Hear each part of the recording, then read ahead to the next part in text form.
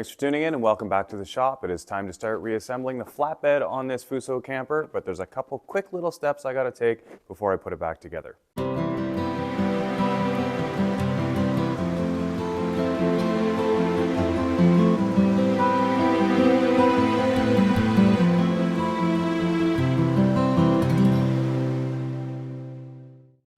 Make sure you stick around all the way to the end for a T-slot assembly tip. Now the next step, although pretty simple to do, it's something that often gets left out. The deck that I'm building on this flatbed is aluminum and this frame is steel. And you probably remember me talking about it before, but the need to isolate aluminum from steel is what's going to protect your aluminum from corroding. This is very simple to do.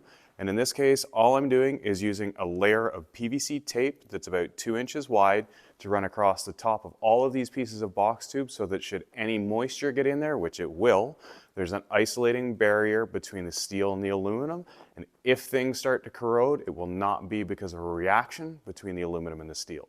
Okay, so step one may seem pretty simple, but this has been sitting in my shop for probably a month since I got it painted, a little bit more, and it's definitely got fingerprints and dust all over it. So a quick little wipe down with some glass wipes just to get any grease and debris off.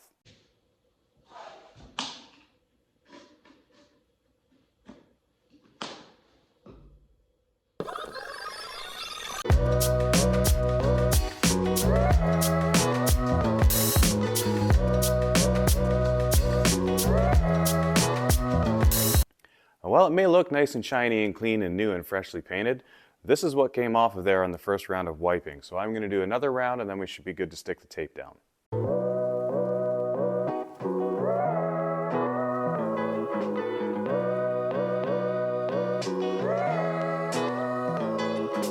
Okay, so the second round wipe down has come back clean. We've got no more fingerprints and no more dirt on there. The downside is these rags do leave a little bit of fluff behind. So I'm just going to switch to a dry paper towel. These are like a shop rag. They don't leave lint behind, just to wipe off any of the lint that's been left behind.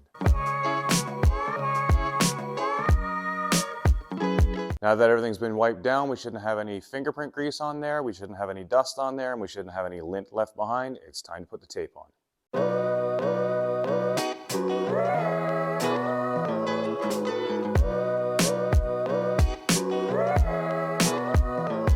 Because the tape is wider than the top surface of the steel, it's not super important that I get it exactly centered, but it's nice to get it close. It is important though that I don't cut through the tape directly on the painted surface, as cutting into the paint will leave the steel underneath exposed to the atmosphere and it can start to rust.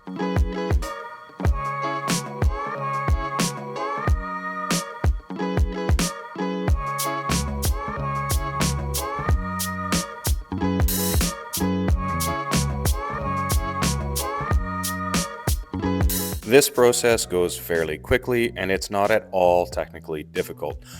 I can't wrap Christmas presents, but I sure know how to use tape.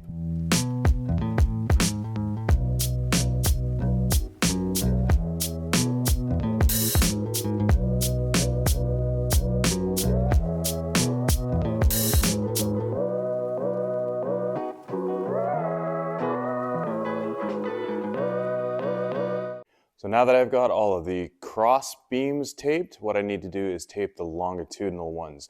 The key with all of these is really making sure that when you pull on the tape, you're not stretching it and then sticking it down. What you want to do is pull it and then let it relax and then stick it down so that the tape isn't trying to shrink back to its original size after it's stuck down, which will leave you with gaps at the end.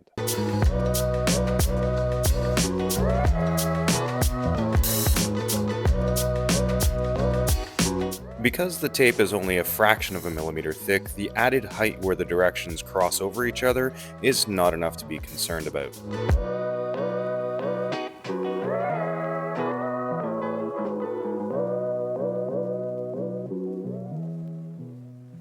There we go, the tops of all the frames are now coated in tape. I started with 100 feet and I figure I have about 25 to 30 feet left. I've also done tape on the back end of the rearmost frame and the front end of the forwardmost frame because that's how the front and back of the flat deck are going to attach. And with this simple layer of dielectric protection in place, I am now ready to start reassembling the flat deck.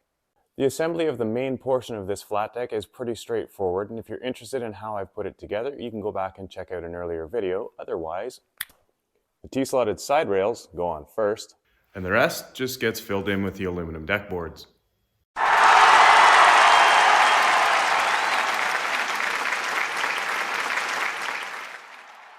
If you've got a project where you're assembling steel and aluminum together, do yourself a favor and put a dielectric shield in between them. Your aluminum will last a lot longer. That's all I've got for this video. I hope it helps someone. If you know someone that might help, please feel free to share the video with them. If you've got a question, put it in the comment section down below and I'll do my best to answer it. If you like this video, give us a thumbs up, and if you haven't already, consider subscribing. Thanks for watching, and we'll see you next time. Well, it's been a while, but let's bring back some tips and tricks. Now, if you're using T-slot material to do any of your assembly, you may have found that it can be difficult to get the nut in the right place behind where your bolt is going through. And I have a very simple tool that's going to help you do this. It's a ballpoint pen. Simple ballpoint pen, fits in the track nicely, it's plastic, it's not going to make any scratches. Fitting in the track is going to allow you to push the nuts into place behind your bracket, and the point of the pen goes through the hole to center it. A little bit better view here. Push the nut into place behind, put the ballpoint pen through, and that's going to center the nut right in behind your hole.